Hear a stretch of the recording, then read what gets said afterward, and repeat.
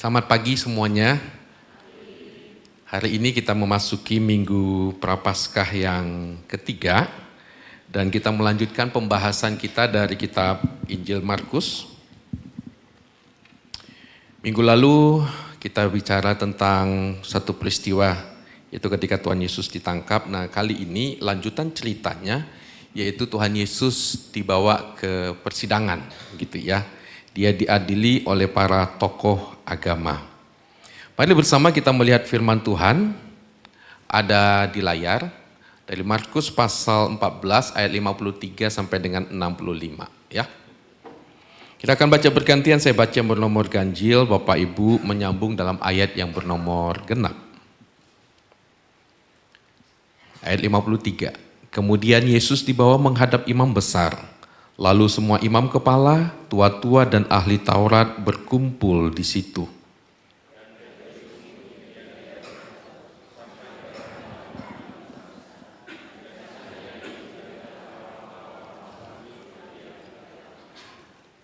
Imam-imam kepala malah seluruh mahkamah agama mencari kesaksian terhadap Yesus supaya ia dapat dihukum mati. Tetapi mereka tidak memperolehnya.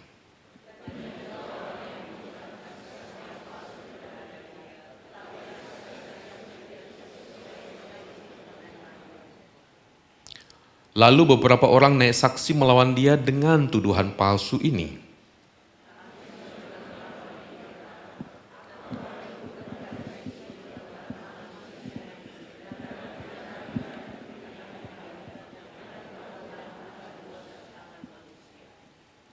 Dalam hal ini pun kesaksian mereka tidak sesuai yang satu dengan yang lain.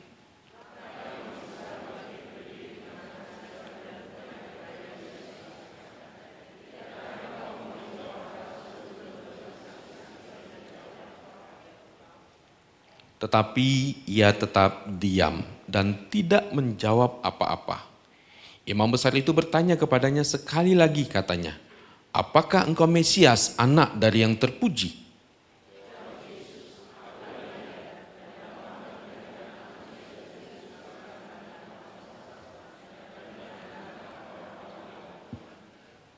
Maka imam besar itu mengoyakkan pakaiannya dan berkata, untuk apa kita perlu saksi lagi?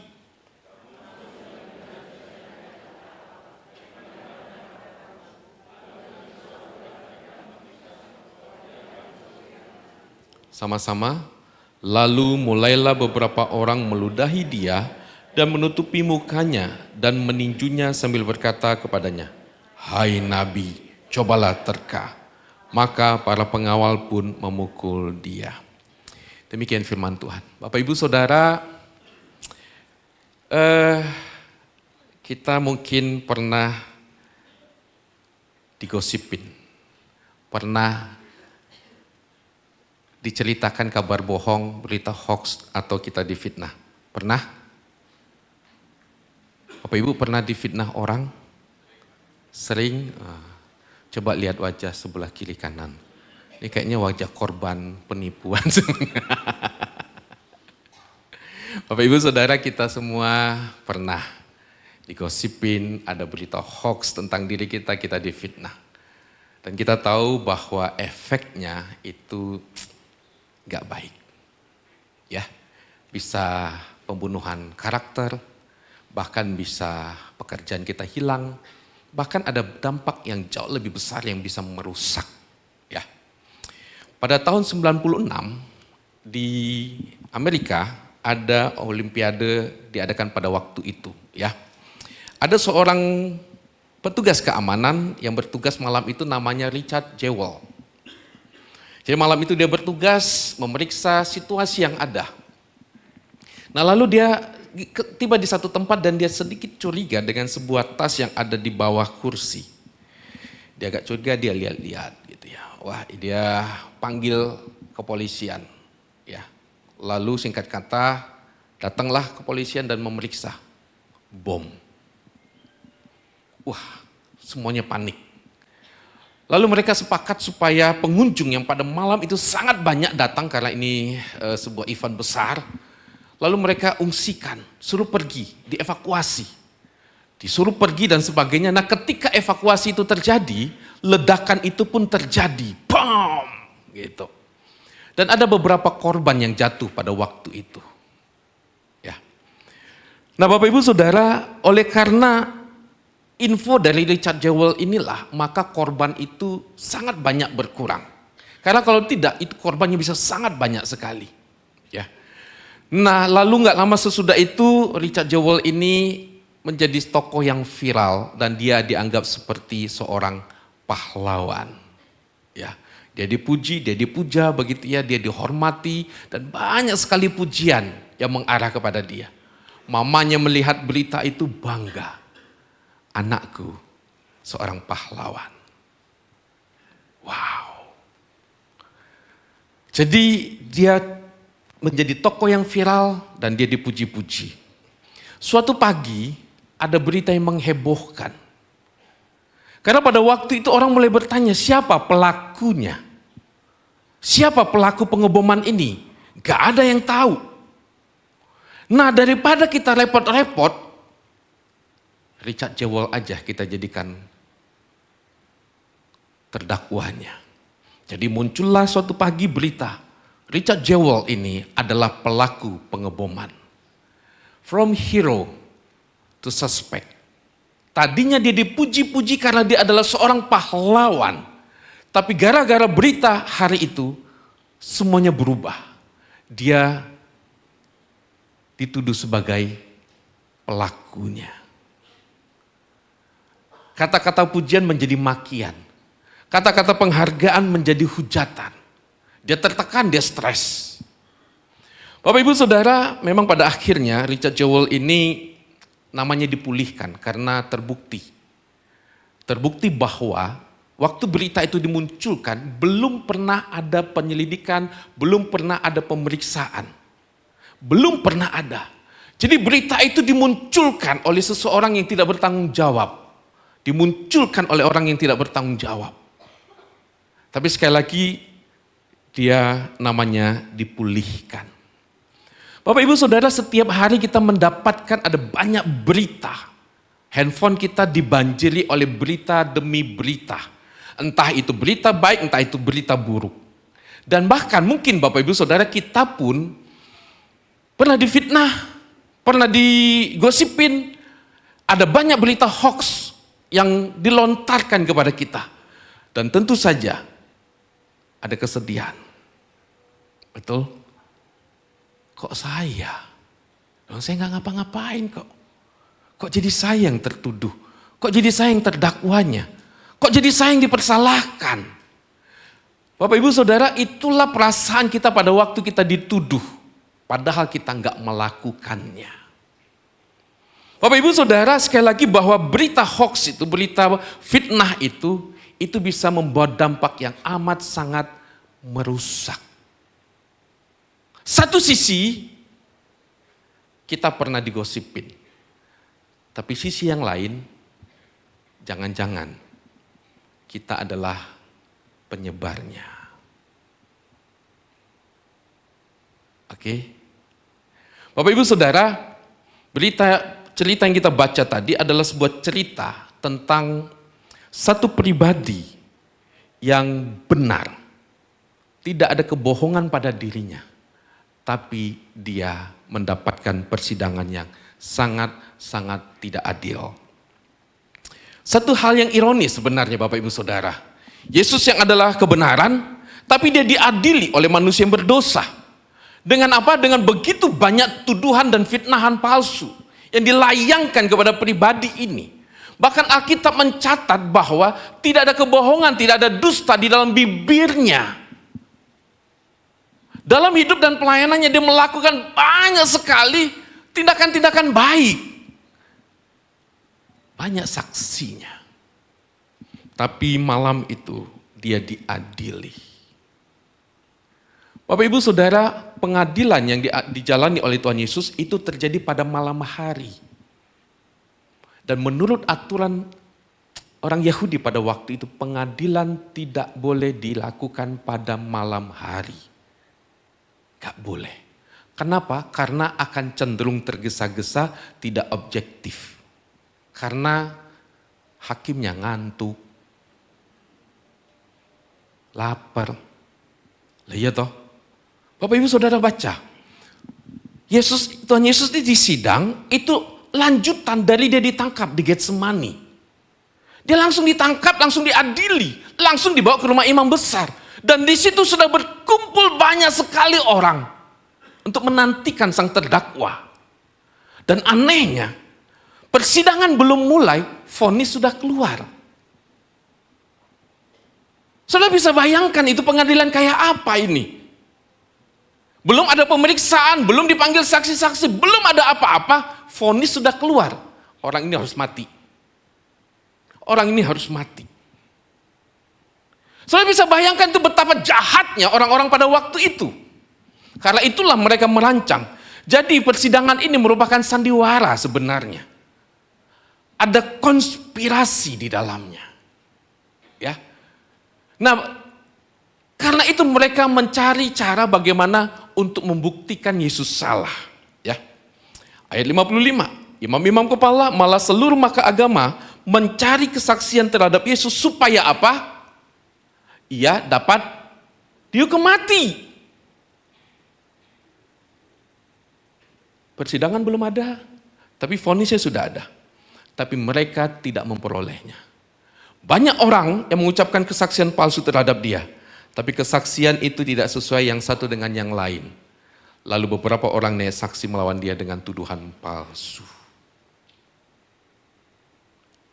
Bapak Ibu Saudara, siapa yang menyidang? Para pemimpin agama. Ini konspirasi. Konspirasi karena mereka tidak suka sama Tuhan Yesus. Bapak Ibu, kalau kita membaca cerita Tuhan Yesus ini, dia seringkali berkonfrontasi memang dengan para pemimpin agama. Dan itu membuat para pemimpin agama gak suka. Kalau boleh saya katakan peristiwa yang sangat memuncak itu adalah pada waktu Tuhan Yesus membersihkan bait Allah. Itu cerita sebelum peristiwa ini Yesus ditangkap. Sebelum dia diadili. Ketika Tuhan Yesus membersihkan bait Allah, dia menemukan kebobrokan yang amat sangat di bait Allah. Ada penjual burung merpati, ada penukar uang. Nah, di mana peristiwa perdagangan itu terjadi? Dagang itu dilakukan di halaman bait Allah. Nah, halaman bait Allah ini adalah tempat yang disiapkan oleh Tuhan untuk orang-orang non-Yahudi ibadah. Jadi itu tempat orang ibadah, Bapak Ibu Saudara. Itu tempat orang ibadah. Bagian ini saya pernah khotbahkan tahun lalu. Ya. Itu tempat orang non-Yahudi untuk ibadah. Nah, karena di situ ada orang yang jualan, ya orang Yahudi akhirnya non-Yahudi kan akhirnya nggak bisa ibadah. Nah, pertanyaannya adalah kenapa bisa pedagang-pedagang itu jualan di situ? Karena memang dapat izin. Siapa yang ngasih izin? Imam besar. Jadi dengan kata lain, imam besar dapat cuan yang gede di situ. Jadi ini pundi-pundi kekayaannya dia, Bapak Ibu Saudara. Dia bisa mendapatkan duit begitu banyak lewat peristiwa ini. Nah, sekarang Tuhan Yesus mengobrak-abrik bait Allah itu. Hancur sudah sumber pendapatannya. Image dia sebagai pemimpin agama itu diruntuhkan oleh Tuhan Yesus. Karena itu Bapak Ibu Saudara, ini konspirasi yang luar biasa. Mereka sudah merancang, orang ini harus mati. Dan mereka bisa memobilisasi massa dengan menggunakan nama agama. Bapak Ibu Saudara, sangat mudah sekali memobilisasi massa atas nama Tuhan. Padahal ceritanya adalah cerita bohong dan fitnah. Kalau kita baca, kalau sampai sini, maka kita tahu bahwa Yesus menang. Semua kesaksian, semua tuduhan palsu itu gugur. Sebenarnya udah selesai ini persidangan. Orang pun udah tahu menang Yesus ini. Tapi Bapak Ibu Saudara, imam besar nggak bisa terima. Sekarang dia yang turun tangan. Dia nanya, apakah engkau Mesias, anak dari yang terpuji? Kalau dalam catatan Injil Matius ada kata tambahan yang sangat kuat sekali. Demi nama Tuhan. Jadi itu seperti sebuah sumpah. Demi nama Tuhan, apakah engkau Mesias, anak dari yang terpuji? Bapak Ibu Saudara, di sini seharusnya imam besar, dia sebagai pribadi yang harusnya netral. Harusnya netral. Tapi pada waktu itu tidak. Ini pertanyaan menjebak. Karena apapun jawaban Yesus akan sangat sulit. Kalau Tuhan Yesus bilang enggak, kredibilitas Tuhan Yesus yang sudah mengajar begitu lama hancur. Tapi kalau dibilang iya, fatal. Apakah engkau Mesias? Apakah engkau anak dari yang terpuji? Bapak Ibu Saudara, ini dua pertanyaan yang diucapkan dalam satu kalimat, tapi menjebak. Istilah Mesias adalah istilah yang memang sangat populer pada zaman itu. Dan orang Yahudi sangat menantikan tokoh ini. Tapi bagi orang Yahudi, tokoh ini adalah tokoh politik. Karena itu mereka sangat mengharapkan tokoh Mesias ini adalah tokoh yang nanti akan membuat mereka menang melawan kerajaan Romawi. Nah sekarang kalau Tuhan Yesus menjawab, ya aku adalah Mesias itu, maka dia bisa dituduh melakukan kudeta. Jadi secara politik ini jawabannya susah. Apakah engkau anak dari yang terpuji? Yang terpuji itu yang dimaksud itu adalah Allah. Apakah engkau anak Allah? Artinya adalah, apakah engkau ini Allah? Engkau menyamakan dirimu dengan Allah? Jawaban Yesus, Bapak Ibu Saudara, itu mengagetkan. Tapi Bapak Ibu Saudara, persidangan ini adalah persidangan yang amat sangat memalukan sebenarnya. Pertanyaan imam besar ini justru membalikkan keadaan. Ketika imam besar mau menjebak Yesus, Tuhan Yesus mengucapkan jawaban yang amat sangat tegas tentang siapa Dia. Pengadilan itu seolah-olah gelap sekali. Tapi di dalam gelapnya pengadilan itu, penyataan Tuhan Yesus itu seperti sebuah sinar terang untuk membawa orang untuk melihat siapa Yesus. Jawaban Tuhan Yesus bukan sekedar iya. Bukan sekedar iya. Tapi jawaban Yesus yang dicatat oleh Markus adalah akulah Dia. Ego eimi. Istilah akulah Dia, ego eimi adalah sebuah istilah yang orang Yahudi itu sangat paham. Mereka ngerti ini istilah yang digunakan khusus oleh Allah. Ini membawa mereka kepada cerita tentang Musa bertanya kepada Tuhan. Tuhan, kalau orang Yahudi nanti nanya siapa namamu, aku jawab apa? Tuhan berkata kepada Musa, aku adalah aku. Jadi Tuhan memperkenalkan dirinya dengan nama aku adalah aku. Nah kata itu yang digunakan oleh Tuhan Yesus dalam Injil Yohanes. Ego eimi dalam bahasa Yunaninya. Dalam Injil Yohanes berulang kali Tuhan Yesus menggunakan kata ini. Akulah jalan dan kebenaran dan hidup. Ego eimi, aku adalah. Akulah gembala yang baik.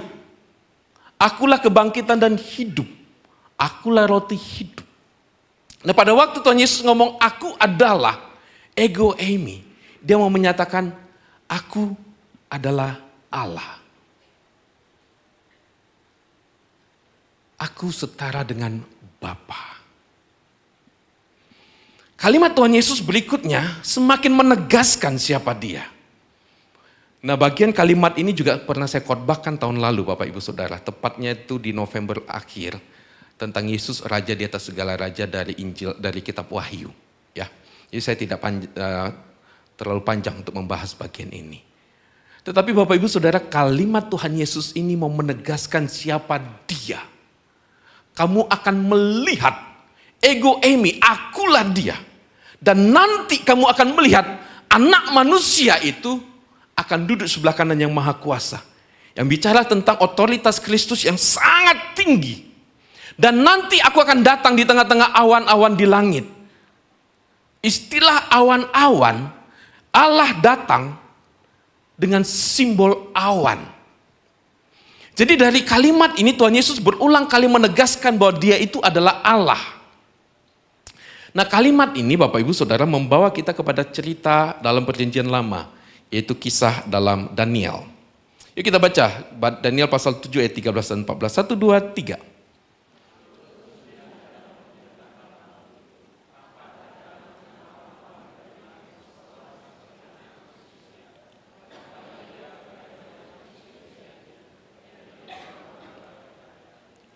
Lalu diberikan kepadanya kekuasaan dan kemuliaan dan kekuasaan sebagai raja.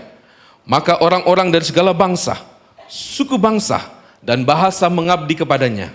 Kekuasaannya ialah kekuasaan yang kekal, yang tidak akan lenyap, dan kerajaannya ialah kerajaan yang tidak akan musnah. Daniel melihat sebuah penglihatan, tampak datang dengan awan-awan dari langit. Ada satu pribadi seperti anak manusia.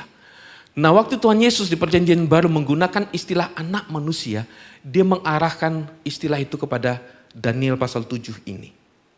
Tapi kalau kita baca Daniel pasal 7, anak manusia ini bukan manusia biasa, seperti anak manusia.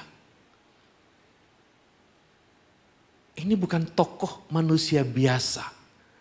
Nah, lalu kalimat berikutnya, ayat berikutnya. Lalu diberikanlah kepada anak manusia itu pribadi yang datang dengan awan-awan itu apa? Kekuasaan, kemuliaan, kekuasaan sebagai raja. Maka segala bangsa akan datang, sujud menyembah, mengabdi kepadanya. Gak mungkin ini tokoh manusia biasa, Bapak Ibu Saudara. Gak mungkin. Seluruh bangsa, dari suku bahasa, dari segala etnis akan datang mengabdikan hidup mereka kepada Kristus. Gak mungkin ini tokoh manusia biasa. Lalu kalimat berikutnya apa? Kekuasaan ialah kekuasaan yang kekal, yang tidak akan lenyap. Kerajaannya, kerajaan yang tidak akan pernah musnah. Gak mungkin ada raja, kalau dia manusia biasa, kerajaannya akan kekal. Gak mungkin. Yang namanya manusia biasa, kerajaannya pasti akan fana. Dia juga nggak akan mungkin bisa menjadi raja selama-lamanya. Tapi ayat ini mau mengatakan bahwa satu sosok pribadi itu yang datang dengan awan-awan itu, dia adalah pribadi yang kekal, yang akan memerintah alam semesta ini. Dan semua makhluk akan sujud kepadanya. Bapak Ibu Saudara, kalimat inilah yang mengagetkan. Yang mengagetkan imam besar. Sampai-sampai ketika dia mendengar kalimat itu, imam besar langsung apa? Mengoyakkan pakaiannya. Dan berkata, kita gak perlu saksi lagi. Sudah cukup. Sudah cukup. Tapi Bapak Ibu Saudara, kalau kita melihat kalimat Tuhan Yesus ini, akulah Dia. Dan nanti kalian akan melihat, aku duduk di sebelah kanan Allah Bapa yang Maha Kuasa. Dan nanti aku akan datang di tengah-tengah awan di langit. Tuhan mau menyampaikan pesan apa? Akulah Tuhan. Hari ini kalian menyidang aku. Hari ini aku posisi terdakwa. Tapi nanti aku akan datang. Dan aku yang akan menjadi hakim atas segala sesuatunya. Dan kamu semua akan kuhakimi. Dan penghakimanku benar adanya. Jadi Bapak Ibu Saudara, kalimat ini bukan kalimat keputusasaan. Tapi ini adalah sebuah deklarasi. Kalimat penuh penegasan. Kalimat penuh pengharapan. Mengingatkan kita bahwa pribadi yang disalib ini bukan pribadi biasa. Dia adalah Allah yang menguasai segala sesuatunya. Bapak Ibu Saudara, pada waktu kita melihat kisah pengadilan Tuhan Yesus, sebenarnya kita diajak oleh firman Tuhan, diajak oleh Tuhan untuk bercermin. Inilah realita manusia. Inilah realita dunia ini. Kisah ini menggambarkan betapa gelapnya hati manusia, betapa jahatnya manusia. Para pemimpin agama, mereka seolah-olah menang. Konspirasi mereka sepertinya menang. Tapi coba perhatikan, apakah mereka menang? Enggak.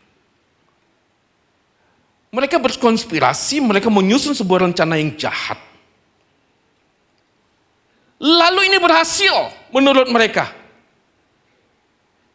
Sesungguhnya mereka terpuruk lebih dalam. Mereka bukan menang. Mereka justru semakin membuktikan betapa jahatnya hati mereka. Tapi inilah Bapak Ibu Saudara sekali lagi gambaran tentang kita. Gambaran tentang manusia. Ketika kita melihat kisah kayu salib ini sebenarnya kita sedang bercermin tentang siapa kita. Para pemimpin agama sekali lagi mereka tahu kok. Mereka sudah tahu, mereka sudah ditegur oleh Tuhan Yesus dengan peristiwa penyucian bait Allah. Tapi apakah mereka bertobat? Tidak. Bahkan mereka semakin giat berkonspirasi, menyusun rencana yang begitu jahat untuk membungkamkan suara yang menegur mereka. Kadang-kadang itu bisa terjadi pada diri kita, Bapak Ibu Saudara. Ketika ada suatu pesan menegur kita, kita balik menyerang orang itu, dan kita membunuh karakter orang itu. Sekali lagi ini menggambarkan betapa jahatnya kita. Ketika para pemimpin agama berhasil, mereka tidak tahu bahwa memang itu jalan yang Tuhan Yesus pilih. Kematiannya di kayu salib bukanlah kekalahannya. Tapi justru kematiannya di kayu salib adalah kemenangannya. Tahtanya bukan singgasana di sebuah istana besar. Bukan. Tahtanya adalah di kayu salib. Dari kayu salib itulah keluar anugerah Tuhan yang besar. Bahkan sampai seorang penjahat yang disalib bersama dengan Kristus. Dia berkata, sesungguhnya hari ini juga engkau bersama dengan aku di dalam Firdaus. Dia tidak kalah. Dia menang di kayu salib. Mereka bersorak menang padahal mereka kalah. Kristus melangkah naik ke kayu salib dengan langkah yang mantap. Karena dia adalah sang pemenang yang sejati itu. Bapak Ibu Saudara, dari sini apa yang bisa kita pelajari? Tentu saja yang pertama kita bicara tentang Kristus. Pribadi yang sudah menebus kita. Dan cerita tentang Yesus ini adalah cerita yang akan terus kita perdengarkan. Cerita yang menjadi dasar iman kita. Kristus adalah kebenaran. Hidupnya, pelayanannya, pekerjaannya menyatakan anugerah Tuhan buat manusia. Tapi Bapak Ibu Saudara, hari-hari ini kita menemukan berita yang ya begitulah ya. Karena akses media begitu mudah dan mengakses ataupun juga menyebarkan konten-konten itu juga begitu mudah. Hari ini mungkin Bapak Ibu pernah mendengar ada sekelompok orang yang berkata kami itu lebih cinta Yesus daripada orang Kristen. Pernah dengar? Kami ini Jesus lovers gitu ya. Kami ini orang yang lebih cinta Yesus daripada kalian. Loh kok bisa? Buktinya coba.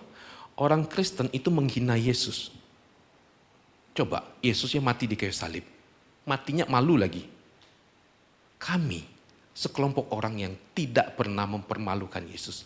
Kami menempatkan Yesus di tempat yang suci, yang terhormat, dan kami mengagungkan Dia. Coba orang Kristen. Coba orang Kristen. Yesusnya disiksa, dipermalukan, disalib.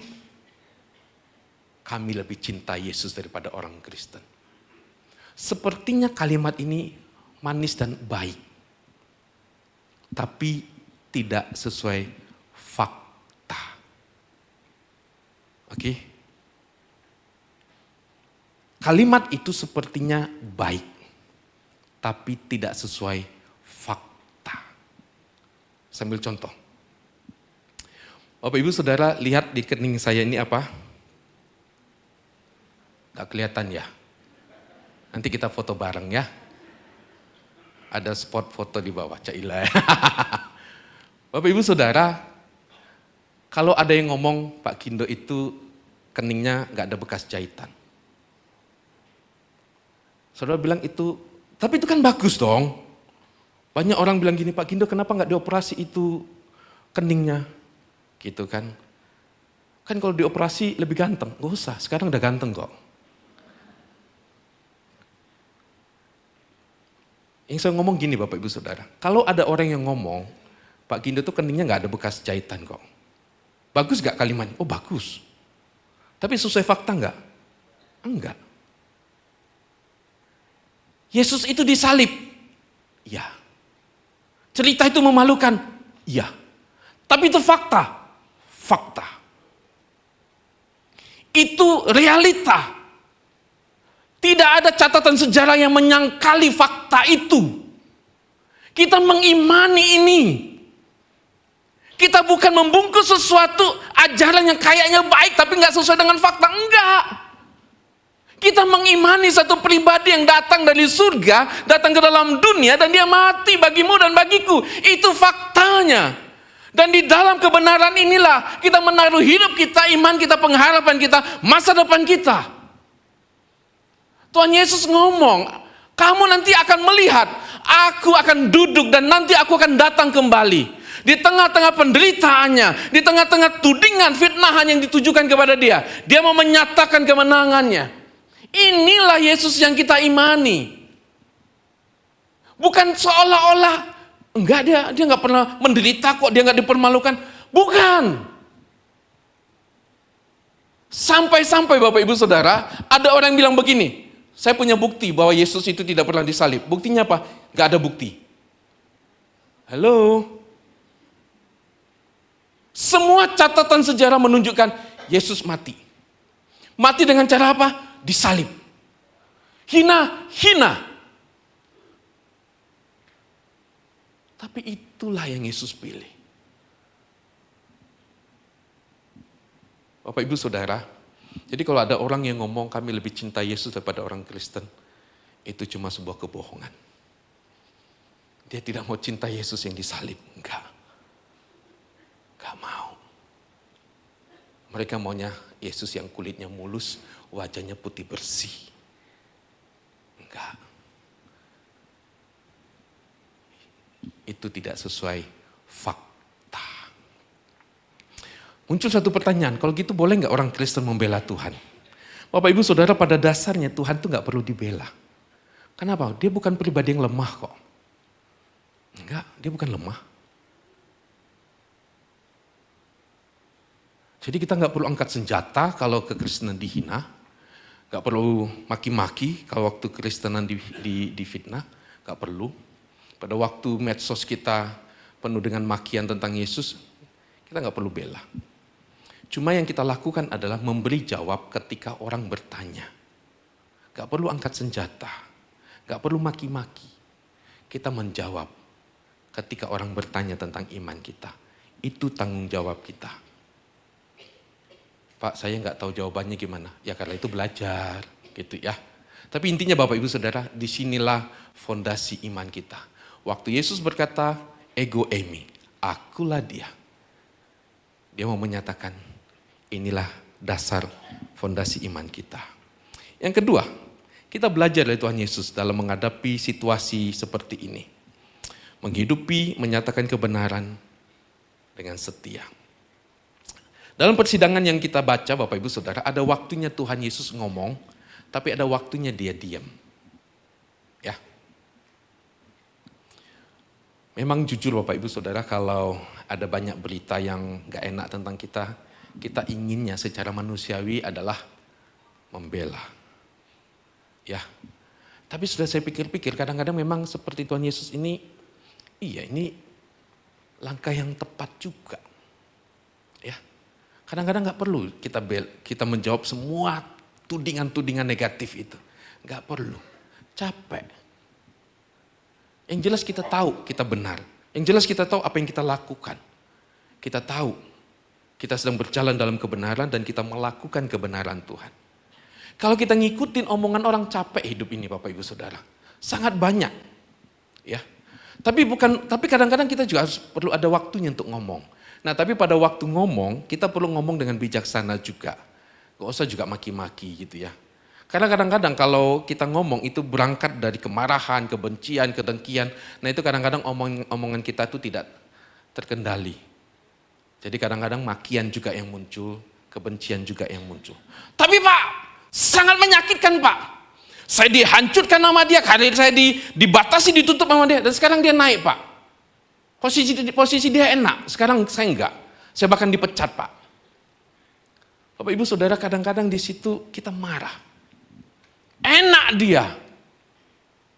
Tapi gini Bapak Ibu Saudara, saya ajak untuk kita berpikir.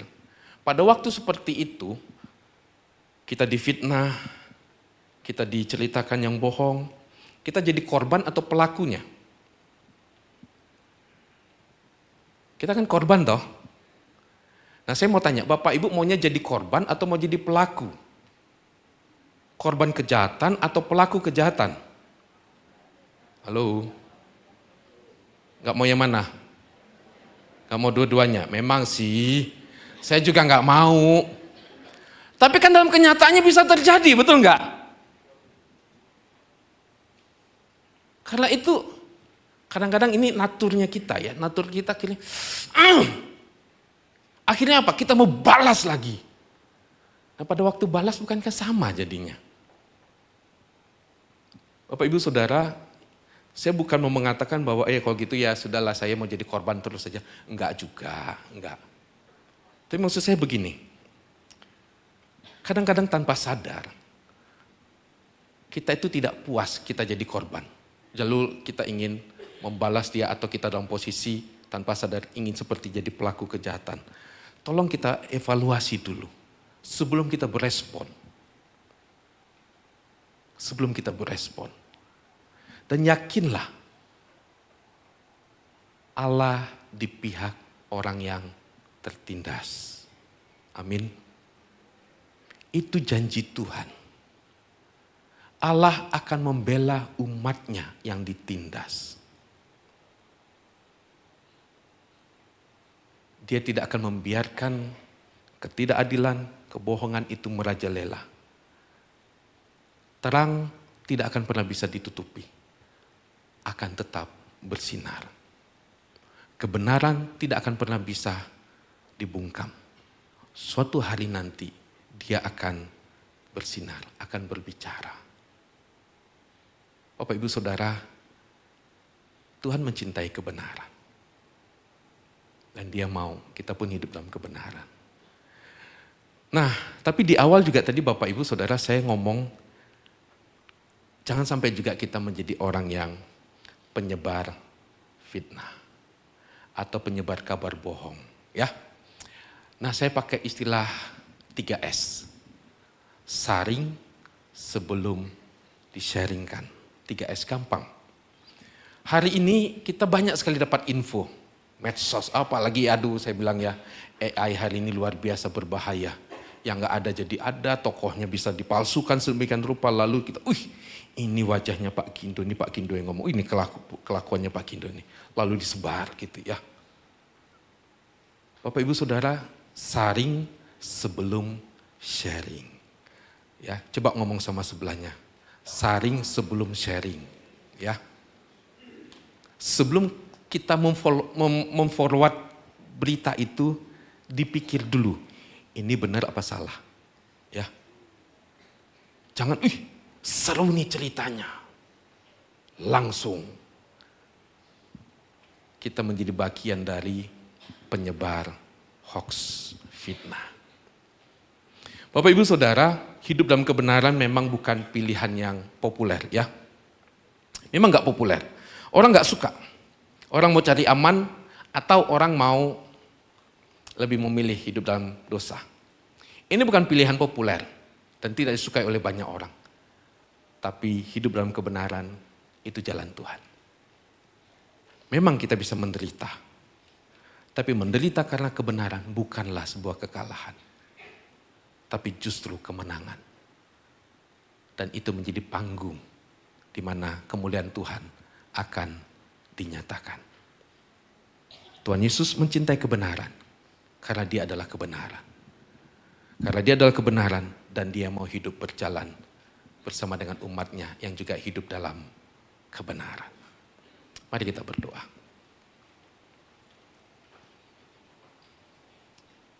Tuhan Yesus, kami sadar dunia ini tidak bersahabat.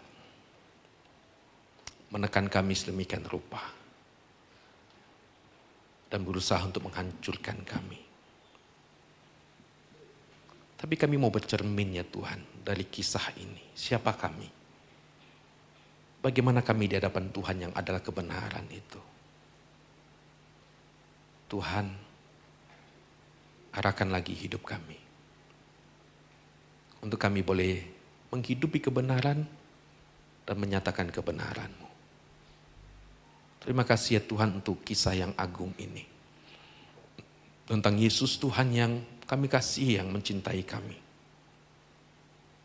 Kami bangga menjadi umat-Mu.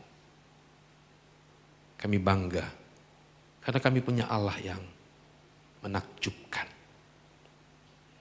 Dunia mempermalukan kami, dunia menghina Engkau. Tapi dalam anugerah-Mu, kami bersyukur ya Tuhan. Terima kasih Bapa untuk anugerah-Mu ini. Dalam nama Tuhan Yesus kami berdoa. Amin.